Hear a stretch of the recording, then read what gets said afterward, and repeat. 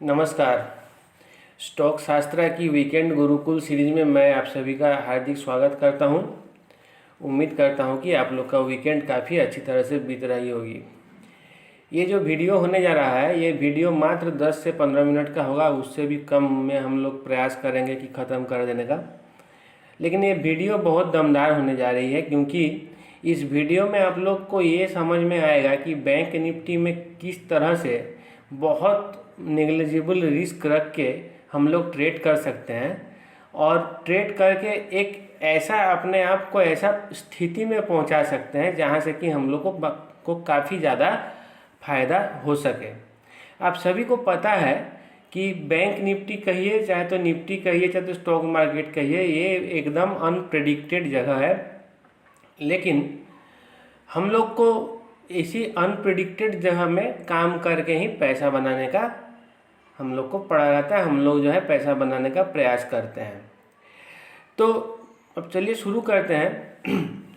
Bank Nifty को अगर आप लोग गौर से देखिएगा, बैंक निफ्टी के चार्ट को, अगर डेली चार्ट आप लोग के सामने खुला हुआ है, बैंक निफ्टी के डेली चार्ट को अगर आप लोग देखते हैं तो आप लोग को काफ़ी बड़ा बड़ा कैंडल देखने को मिलेगी। आपका डाउन साइड की तरफ भी मिलेगी, अप साइड की तरफ भी मिलेगी। मतलब ये, इसका मतलब ये है कि आप अगर सही से एक बार आप दिशा पकड़ लेते हैं तो आपके पास पैसा कमाने का काफ़ी ज़्यादा अपॉर्चुनिटी रहता है।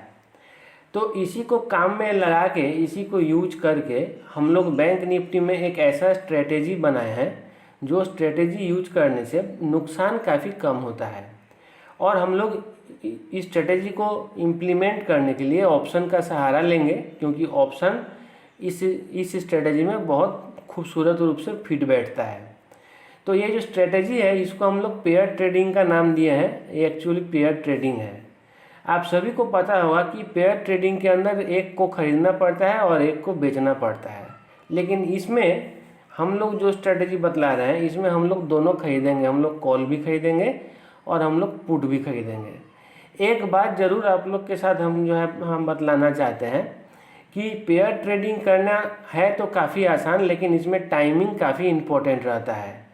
तो हम लोग किस टाइम मार्केट में एंट्री बनाएं, इसको समझना काफ़ी ज़रूरी होता है अगर आप पेयर ट्रेडिंग करते हैं तो उस टाइमिंग को समझने के लिए कि जो है कौन दिन हम लोग के लिए काफ़ी फ़ायदेमंद हो सकता है, हम लोग डोजी कैंडल का यूज करते हैं। जिस दिन मार्केट पूरा कंफ्यूजिंग स्टेट में रहता है कि ऊपर जाना है कि नीचे जाना है, मार्केट को पता नहीं चलता है। अब सिर्फ जो है डोजी कैंडल देख के ही हम लोग को एंट्री नहीं बनाना है। हम लोग को एंट्री बनाने के लिए एक और चीज़ का सहारा लेना पड़ेगा, और वो इंडिकेटर का नाम है RSI, रिलेटिव स्ट्रेंथ इंडेक्स। आप सभी को पता होगा RSI बहुत ज़्यादा यूज किया जाता है ट्रेडिंग के दौरान।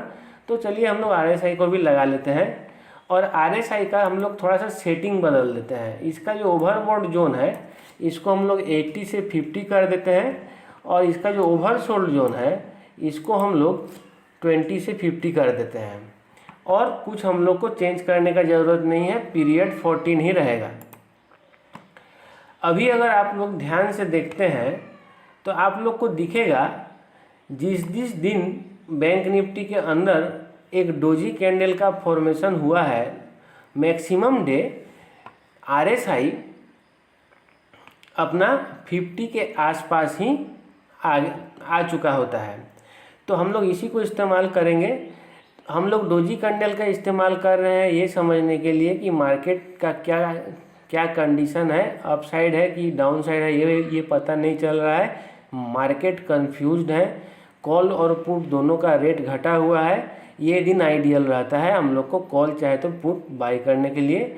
और RSI का हम लोग इस्तेमाल इसलिए करते हैं क्योंकि RSI ही हम लोग को बताता है कि मार्केट इवनली पॉइज्ड है कि नहीं, मार्केट अभी इक्विलिब्रियम मार्केट में है कि नहीं। अगर हमको RSI 50 दिखता है कहीं, तो इसका मतलब ये है कि मार्केट एकदम सपाट है, मार्केट इज इन इक्विलिब्रियम। तो हम लोगों को फ़ायदा कब होगा, जब मार्केट किसी एक तरफ मूवमेंट करेगा। आप समझिए किसी भी दिन अगर हम लोग इसी दिन को अगर पकड़ते हैं, समझ लीजिए लास्ट जो हुआ है, हाँ चलिए, जुलाई मंथ का आप लोग को दिखला देते हैं। देखिए जुलाई मंथ का आपका 2 जुलाई को एक डोजी कैंडल का फॉर्मेशन हुआ और RSI भी 50 के आसपास था। एक बात ज़रूर बोलना चाहते हैं कि इसमें दोनों पॉइंट अगर एक साथ मिल जाता है तो इसका रिजल्ट काफ़ी दमदार आता है। तो अगर आप लोग इस चीज़ का ट्राई करें तो आप लोग RSI को 50 तक आने तक दें ताकि आप लोग का एंट्री सही हो सके। तो अब जुलाई मंथ, जो मंथ अभी फ़िलहाल चल रहा है, इसका ही अगर हम लोग एनालिसिस करते हैं तो इसमें हम लोग को एंट्री बनाना है अराउंड 315।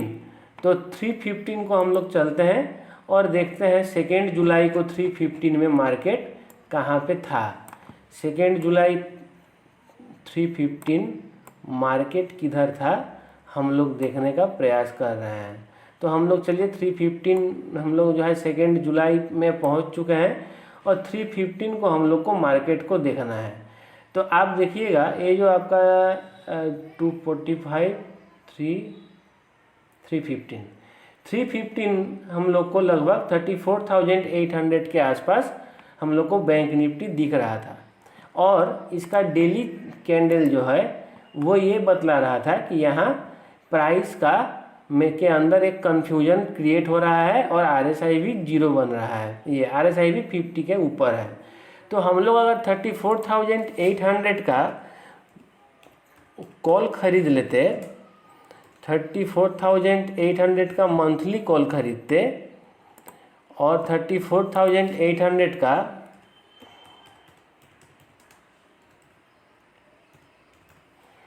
मंथली पुट खरीदते तो किस तरह की स्थिति बनती, चलिए हम लोग देखते हैं।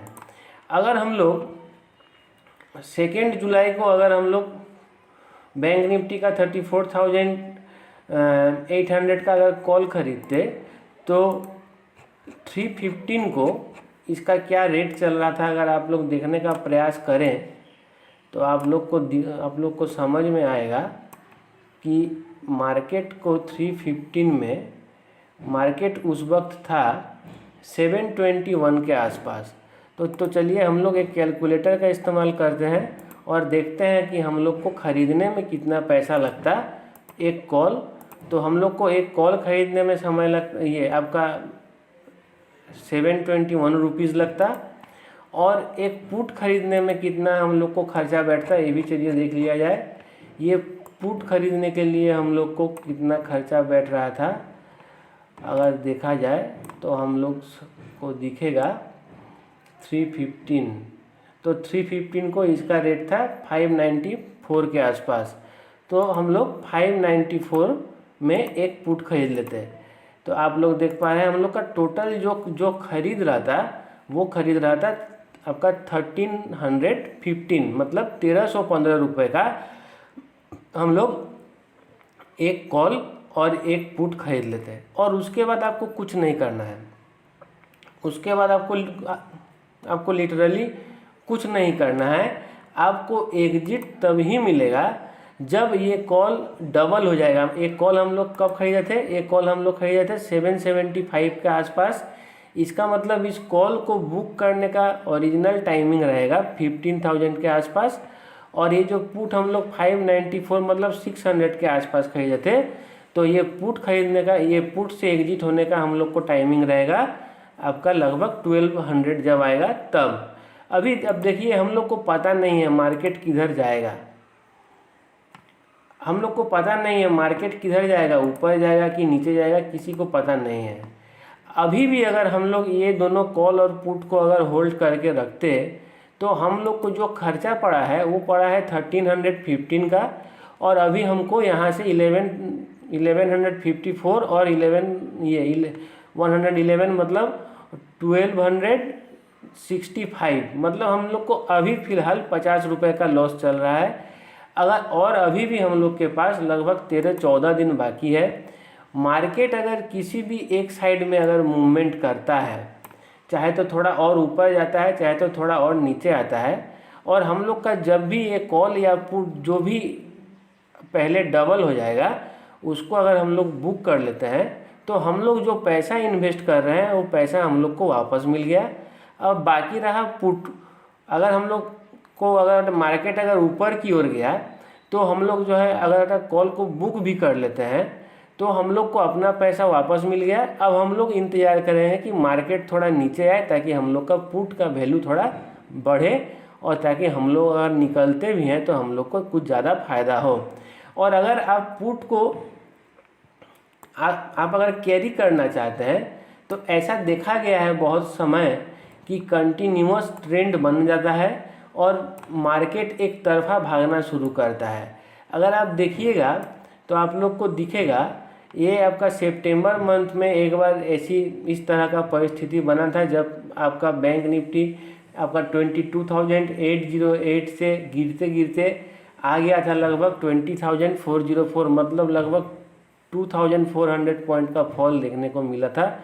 इसको अगर आप कैरी करना चाहते हैं आपको जिसमें आपको फ़ायदा हो रहा है तो उसके लिए भी RSI आपको यूज करना पड़ेगा। RSI आपको बहुत हेल्प करेगा। जब तक RSI अपना ट्रेंड नहीं चेंज करता है, अगर RSI के ऊपर एक अगर छोटा सा आप अगर ये लगा देते हैं, ट्रेंड लाइन लगा देते हैं, तो जब तक ना RSI आपको ट्रेंड ब्रेक नहीं करता है तब तक आप इसको होल्ड करके रख सकते हैं और ज़्यादा से ज़्यादा मुनाफा बनाने का प्रयास कर सकते हैं।